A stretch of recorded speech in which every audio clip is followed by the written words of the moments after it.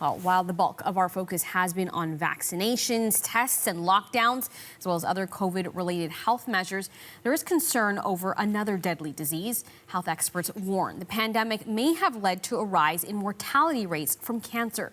That's due to many screening measures like mammograms taking a back seat to pandemic measures. Here's some of the figures to show you. In Quebec, an estimated 4,100 people with cancer were not diagnosed because they were not screened.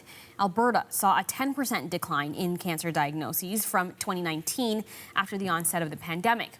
Nova Scotia, which has had a relatively low number of COVID cases, saw a 15% decline in the number of cancer surgeries over the summer. Now, oncologists, like my next guest, are racing to catch up in this fight against cancer. Gerald Batist runs the Segal Cancer Centre in Montreal, and that's where we find him tonight. Hi, doctor. Thanks so much for taking the time to be with us. It's my pleasure. I want to ask, what has the situation looked like for you over the last couple of months between the delays and then trying to catch up?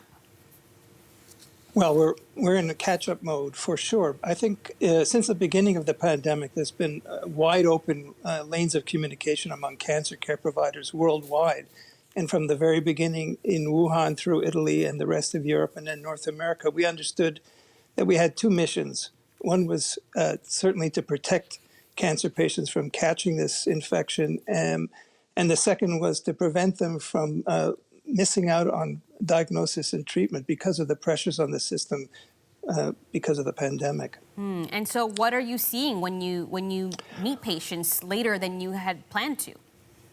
Well, just to say we've done a pretty good job in the first point, and we really all learned very well how to protect patients and how to create a COVID cold environment for cancer patients in the hospitals. But on the second point, because of the delays and the necessary shutdowns, particularly in the first wave, less so in the second wave, a lot of patients weren't screened and are coming to us now with more advanced disease. And that's a big challenge. You say part of the problem isn't the restrictions necessarily, it's about resources. Tell me more about that. Well, the restrictions certainly kicked it off, but as we saw across the country, in fact, around North America, over the course of the summer, people were simply exhausted from the first wave in the States, the second wave of the pandemic, and so we started to see a manpower shortage. And people fell sick, people were burnt out. Some people left nurses and other healthcare providers, and so ramping back up has taken a little bit of time as well. But we're getting there, and we're all very determined to see it through. So, what do you want to see done to help with this catch-up? Do you need more resources? We do. We think that just as there's much planning for economic recovery post-pandemic and recovery of the long-term care facilities, there needs to be a cancer care recovery plan, which really means large earmarked resources to expand our capacity. And we think that this is happening across the country in a less formal sort of way. And quickly, what's your message to patients who are afraid about coming to the hospital for screenings? I think it's important that patients, and that we end with a very positive note, that we have learned how to protect patients and the hospital environment. And so we encourage everyone to see your doctors, to come for your screening, colonoscopy, mammography, et cetera. If you have symptoms, contact a doctor so that we can get you early. All right, Dr. Gerald Batist in Montreal tonight. And we want to continue this conversation now with Diane Van Keulen. She is a lung cancer patient in Ontario. She just completed 4 rounds of chemotherapy this summer and had a compromised immune system when she started feeling some new symptoms in August. So she's here now to talk about what happened next. Hi, Diane. Thanks for taking the time to share your story. Tell us about, you started feeling pain, you were unable to eat, and you were told to go to the ER, but what held you back?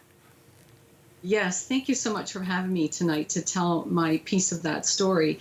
What held me back was what Dr. Batist mentioned, people being concerned about going in during COVID, having my, the real live and in-person doctor appointments I was used to having cut off to a telephone appointment. That was very concerning as well. And just not realizing that I was my own worst enemy by refusing to listen and go in. I wasn't looking forward to a long wait in the ER. And so I put it off until my body was basically too sick and I had no choice. And so what happened when you finally did get to the hospital? Well, I went simply expecting to speed up a scope that I was scheduled to have on my stomach. And instead, I ended up being admitted. I was that ill at that point in time. So hindsight is always perfect. And had I known now what I knew then, I definitely would have gone in, 4 weeks prior when everything started. Because my cancer progressed very rapidly in those 4 weeks. And we didn't know it at the time. We thought something else was going on. Wow. So what is your message to patients who, like you, might be afraid about what could happen if they go to the hospital? Well, I would say I understand your fears and concerns. I understand that when you've got the type of cancer I have, which is lung cancer, and I'm stage 4, that you don't want to mess around with a virus that is also a respiratory virus. But regardless of even that, I learned that the staff there are doing their absolute best to keep us safe as patients. And it was a journey for me to come to that conclusion, of course. And because you sort of become suspicious of everything and wondering, what they were doing before they came to the hospital. But the staff too, they're dealing with a lot and they're trying their best. And we need to honor the fact that they're there all the time for us because we need them. And like Dr. Batist said, you don't want to go from stage 1 to stage 4 just because you didn't want to go in or you were in the process of getting tested and screened and you decided to wait. Don't wait. And how are you feeling now that you were able to go back in August, and I'm assuming you've been getting treatment? And did going in August make that much of a difference? If you'd waited any longer, do we know what that could have meant for you? Yeah, if we waited longer, one particular tumor in the center of my chest in my lymph node had tripled in size in 4 weeks, which was huge. And so did a major one in my lungs. And that was the tumor in my chest that was causing all my cardiac issues and my gastric issues. So at that time, my doctor was able to say, okay, chemotherapy is not working. We are going to start you on your a new drug treatment, which is not yet available in Canada. So he has worked so hard on my behalf through COVID to get this medication for me. And that has been literally, it's saved my life. And I'm doing very well now. The tumors have shrunk because of this new drug.